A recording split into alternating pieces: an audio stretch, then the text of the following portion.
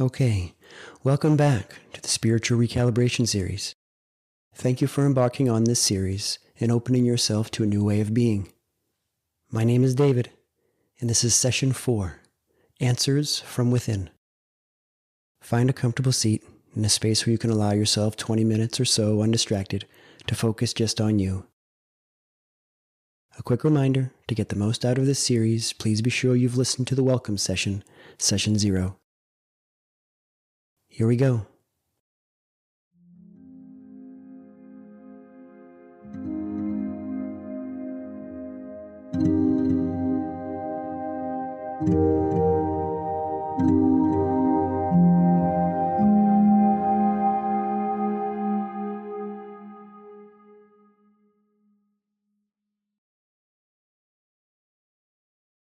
The first way to come up with listening, because we hear about this, we've been hearing about this since we were kids, right? You're a kid in school and you're supposed to be listening, right? Pay attention.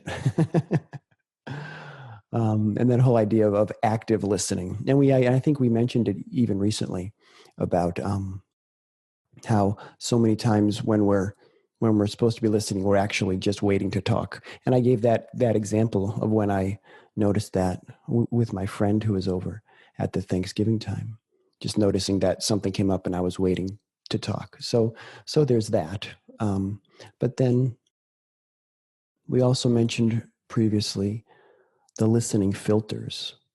So just a little bit beyond the idea of active listening, I think it becomes a bit more effective when we become aware of those filters that they bring up in the conscious leadership group. They talk about those filters. And so one of the ones I'm very familiar with is the filter of defending, where you listen to defend. Especially this comes up especially in the context of whether you're having some sort of conflict or even a full-blown argument, or just something where there's an exchange of opinions back and forth and we defend. So that's one way we do. Another big one is that we listen to relate to ourselves. So someone's saying something, and really, for the most part, this is just one of the greatest gifts we can give anyone is just to hear them, to allow them to speak, and to allow them to be heard. And so often what we do is we listen to relate to ourselves. So one person's saying something that is meaningful to them, or they're telling a story, and then what we do is we relate it right back to ourselves. Oh, that happened to me. When I was, that sort of thing. And so we do that. And let's not go into the place where we judge ourselves for the way that we listen or that we don't. It's so easy to do that when we talk about something. Oh, I do that. I'm such a bad person for the way I listen or don't listen. Watch out for that. Just treat yourself gently, always, and kindly. And all of this is just part of being human. So watch out for that. So there are those listening filters just to be aware of. Defending, relating to yourself, fixing, like someone's saying something that's maybe a problem, and we want to fix it. And one of the things I became aware of is that we want to fix it sometimes for ourselves because we're uncomfortable with them having a problem. So we want to fix it or make it better. There are certain personality types that do that more often than other personality types. So as you get to know yourself, paying attention to when you want to fix something or diagnose something as far as what that problem might be. So there's all kinds of different ways that we filter in what we hear. So there's that. And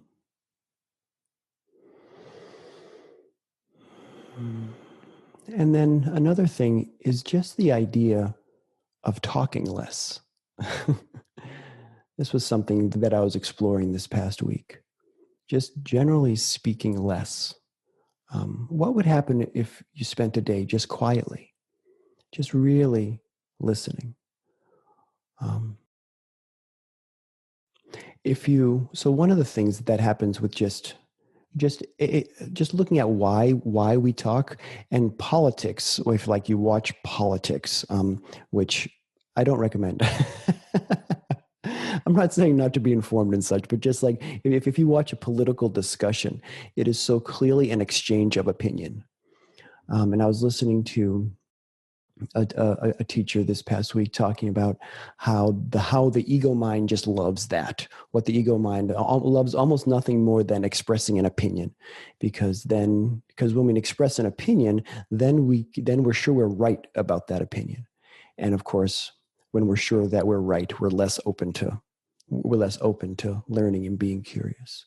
So there's that exchange of opinion um, that happens, and if one of the things that we're interested in is maybe chipping away at that ego mind and quieting it down a little bit so that we can spend more time in this space of being, then certainly the idea of spending a bit less time talking seems in line with that. Now, know that this same teacher who was speaking mentioned that, and I resonated with this. I've had conversations with my wife, and just the idea of like sometimes I appear aloof, and maybe some of you have experienced that as well. And sometimes I am, I'm sure, but aloof or maybe disinterested when I'm actively making an effort to spend less time talking and more time listening. So just be aware, if you play with this, those around you could perceive you. Now, you very well may be disengaged and disinterested and distracted and aloof and all of those things. That may be true, and that's okay. But if you play with this idea of just experimenting even with a little less time talking and more time listening, that those around you who aren't used to that may wonder if there's something wrong or that you're not paying attention. So there is that. And then the last thing that came up that I wanted to share with you is the idea of listening as meditation. So one of the ways when I was doing my meditation teacher training, it talked about the difference between meditation and prayer. And so a nice, easy way to think about this without getting too down into this aspect of it, too much into prayer and what that is and such, is just meditation is listening, prayer is speaking, or there's a loose association there. But just the idea of listening within. And so we're going to do practice a short affirmation with our practice here in just a minute or two,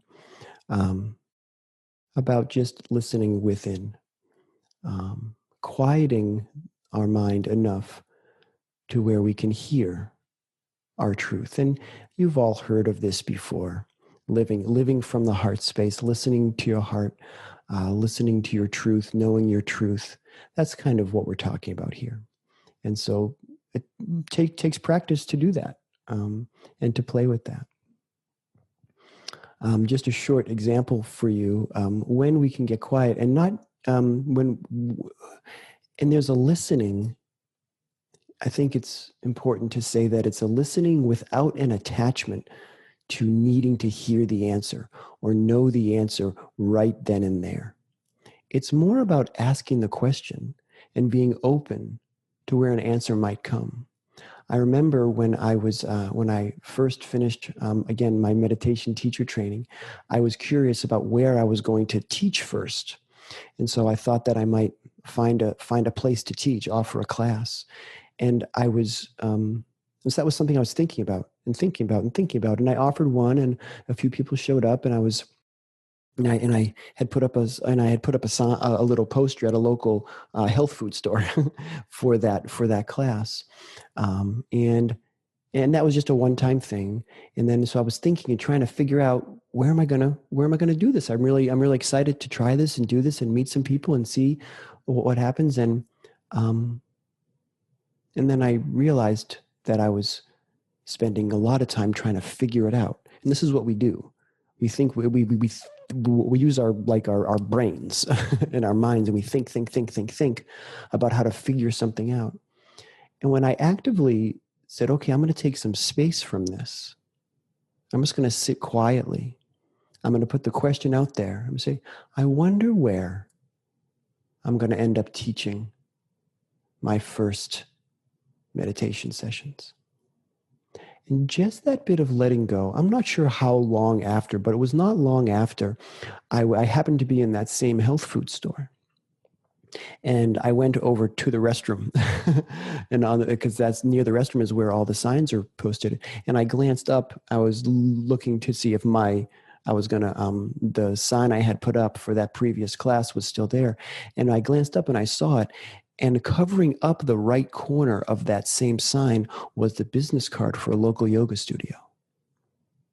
And I thought, oh, that's interesting, because I had been that same yoga student had come into my mind as a possibility, just kind of as a fleeting thought recently in that time.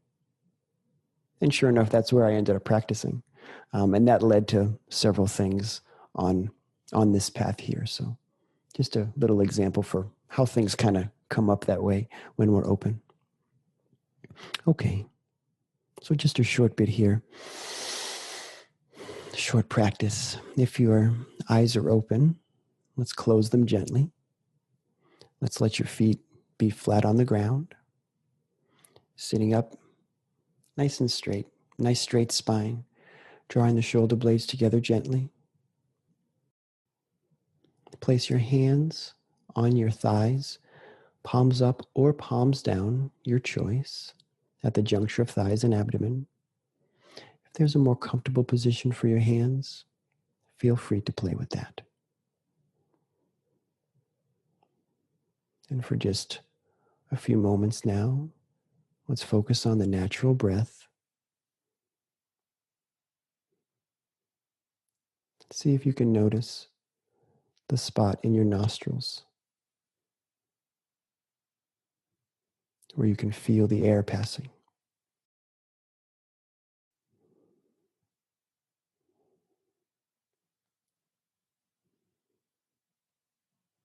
If you are ever not quite sure, you can take your right index finger, place it underneath your nostrils like you're making a pretend mustache, and you'll feel it. You'll feel the air cool as you inhale through the nose and warm as you exhale through the nose. If you tried that, you can lower your finger now. Sometimes the easiest place to feel the breath is at the edges of the nostrils. If you can feel it a little bit higher, that's good. The higher we can notice the breath in the nostrils, the closer it gets to noticing it near that spot between the eyebrows. So if we gently draw our gaze upward toward that point, and we can see that in time with practice, we may be able to notice the breath higher. There's no hurry, nothing to try and do. But if you begin to notice your breath a bit higher, then you can draw a bit more of a singular focus, with the gaze gently drawn upward to the point between the eyebrows, and noticing the breath high up in the nose.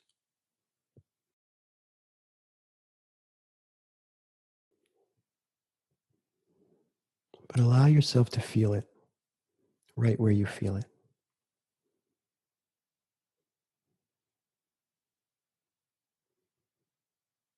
Good. Relax your jaw. Allow your tongue to fall away from the roof of your mouth. Check in with your posture. Sitting up nice and straight, shoulder blades drawn together gently. See if there's any tension in your shoulders, in your neck, in your head. Allow that to relax, to let the tension go.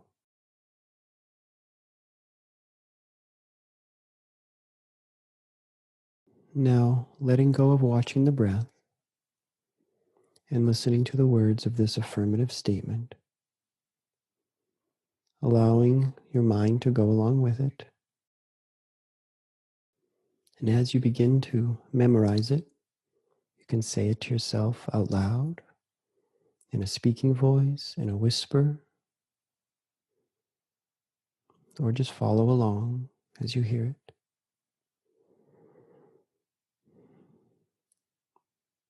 I trust the wisdom within.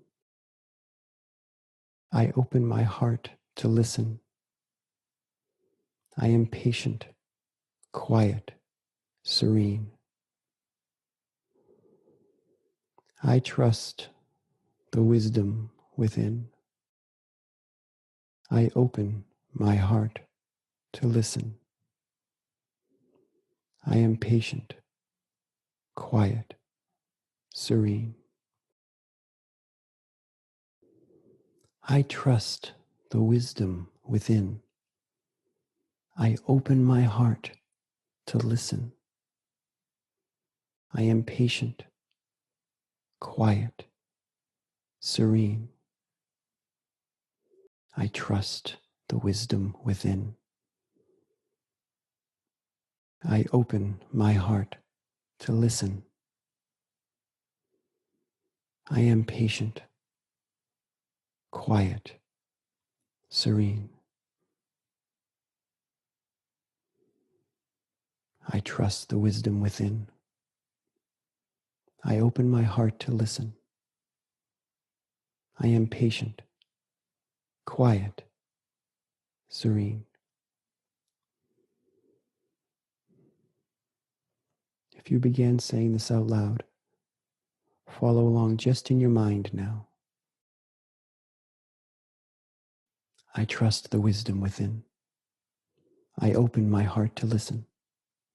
I am patient, quiet, serene. And one more time. I trust the wisdom within. I open my heart to listen.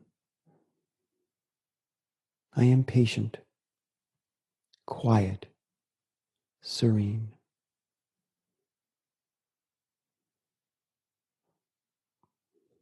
Allowing the feeling of these words, letting the words go, but allowing the feeling of these words to stay for just a few moments now. This feeling of the wisdom within, of being receptive, of trusting, being patient in the quiet.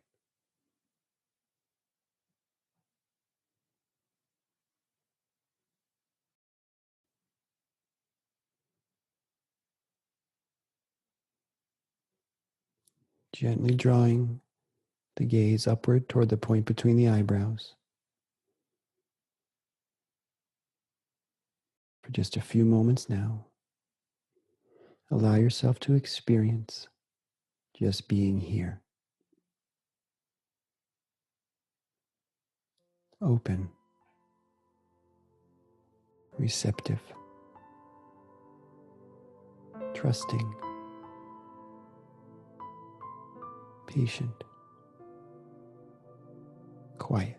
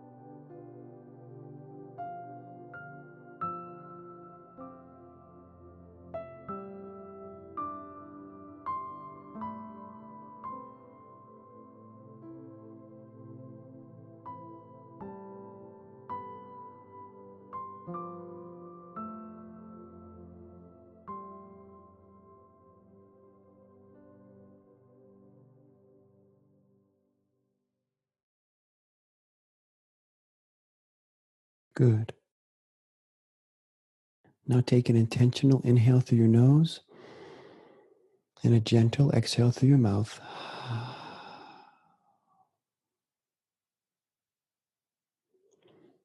I'll end the video here. You're welcome to stay here for as long as you like, and when you're ready, to gently flutter open your eyes.